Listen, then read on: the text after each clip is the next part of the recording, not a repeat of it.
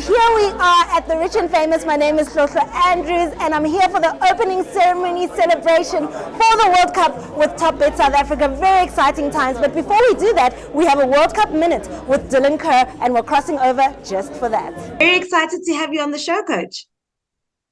It's good to be here. It's good to be part of this. It's a few days now to kick off. The big one for Qatar, the Emirates, the organisers. I think it's going to be a wonderful World Cup from a football perspective. I don't know about a fan's perspective, but from a football perspective, I think Qatar have just gone way over the top to put on, probably, for me, it might outdo the South African World Cup finals, which I was here in 2010. But you look at the facilities and the stadia, they're just out of this world. I mean, this morning I saw in all the seats, in the dignitary seats, they've got their own iPads on every seat, and it's just unbelievable. I just hope the English fans don't get too raucous and do any damage in the stadium. Interestingly enough, I was there over a month ago, and I could already feel the buzz. I could already feel the excitement in preparation for this World Cup. And an interesting stat is that this World Cup is actually ranked the most expensive in terms of preparation, because there are 8 stadiums that they're getting ready, and they've put air conditioning in every single one of those stadiums so that the fans can actually really enjoy the experience and not be deterred by the weather or the extreme heat or anything that's happening, globally in that area. Yeah, like I said, it's amazing what they've done. Every country has got its climate. Remember in 2010 in South Africa, it was more like winter, so it suited a lot of European teams. It was very, very cold in Cape Town and in Johannesburg, but it was it's phenomenal. The technology that they've built into the stadium. I read the other day that along the stadium roof, there's cameras every 2 meters. So they're going to have the VAR is going to be spot on. And hopefully, this VAR is very temperamental. For me, I don't, see it being as helpful as it should be, because the officials watching the VAR and the officials doing the refereeing, they still can't get it right. But the technology that they've got is going to be a different class. It's going to be, like I say, it's going to take it to another level. And I'm excited to see the World Cup this year, even though, unfortunately, I'll not be going. The timing of the opening fixtures, I think 4 games a day, and the timing is even better. So you're not waking up in the middle of the morning to watch the game late at night. It suits the viewing public around the world. So I think it's going to be a very, very good World Cup. I also think so. So let's talk about the opening game. 2 teams that, you wouldn't really put a spotlight on or pay much attention to. We've got Qatar, obviously, because they are hosting the game, but we've also got Ecuador. And I believe that Ecuador ranks 44th in the world. Yeah, it's what it is. It's like these rankings. It's a World Cup tournament. The rankings go out the window. Yes, Brazil are number 1, Qatar are number 50. At the end of the day, it's what them players do on the field that counts. So form goes out the window, favourites go out the window, and obviously the opening round, especially the first round, kind of a lot of teams don't come out of the shell until the final 32. So it's really, really going to be difficult to judge these opening football matches on history, because usually, when teams play the opening game, especially the host nation, it's new to them. I mean, Qatar has never qualified, if I'm mistaken, for a World Cup final.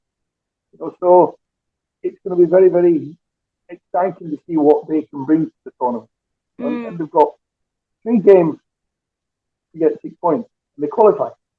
So maybe a win and 2 draws, we'll see them through. But I think the viewing public, like myself and you, like the both of us, we don't know what to expect from Qatar.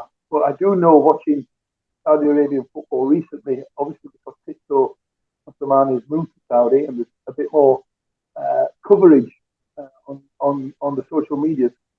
So I do see that Qatar could be a very, very difficult team to beat at home. Because it's in their backyard. They have got some good players. They've got some tall, physically strong players. And the way that they play Qatar, it might be a benefit to them at that first game, with all the fans in the stadium behind them, to actually take the game to Ecuador. And Ecuador, you look at their history, you look at their players, the talent that they've got. South Americans, you're going to see a footballing team against a physical, robust team. So it's going to be a very, very interesting game. Yeah, you raise a very, very valid point. I mean, the highlight of any player's career is to play in a World Cup. And I don't think anyone is going to leave anything on the table. I think everyone is going to bring their A game and prove that they deserve to be there and they deserve to be in their national sides. And that's the kind of football that we want to see in this World Cup. We want to see that competitiveness. We want to see that we want to win attitude. And what I do know about Ecuador is that in their away game is always on point. So I think that Qatar is going to have a difficult time against them. But like you said, they are physically strong. So tell me, where are you putting your money in terms of this game? Who's going to win? What should we expect in terms of goals? I think for the first game from any tournament, you've got any cup competition around the world, so that first game is important for the setup of the whole tournament. You don't want history. You don't need games that tended to be drab, slow, boring affairs where no team wants to lose. They're both happy with the point. Especially against the less fancied teams. So you've got your favourites that are supposedly going to qualify, and then you've got the ones like Qatar, who are ranked 50th in the world, that are not fancied at all by many pundits. But if you look at the game, like I said, the stadium, it could be air conditioning. The temperature is going to be good for the players. I think, for me, Ecuador have got the edge because of their experience. They've been in these positions before. They've got a very, very good, talented pool of players. I think the style of play that they play is going to, combat the style of play that Qatar will play. So, for me, I would put my money on Ecuador to win the opening game. But like I say, I think with this World Cup, the expectations of who's going to win it, you can't guarantee that now because the talent of players that are in each team now. And remember, the World Cup here is the selling market for players. You need one good striker for 10 goals, and he's going to get a big move to Europe. So that's one of the best teams in the world. You need a defender that doesn't concede, that top goals. The goalkeeper that makes fantastic saves. A playmaker because you're there to sell yourself. And like Qatar and Ecuador, not many Ecuadorian footballers in Britain, not many in Europe, to be honest. And the Qataris haven't, unless I'm mistaken, haven't got anybody in Europe that's playing at the top level. So this is a market to sell yourself. Yeah. Everybody's viable. Everybody's available. Absolutely. I'm quite looking forward to this game. But for today, that is our World Cup Minute with Dylan Kerr.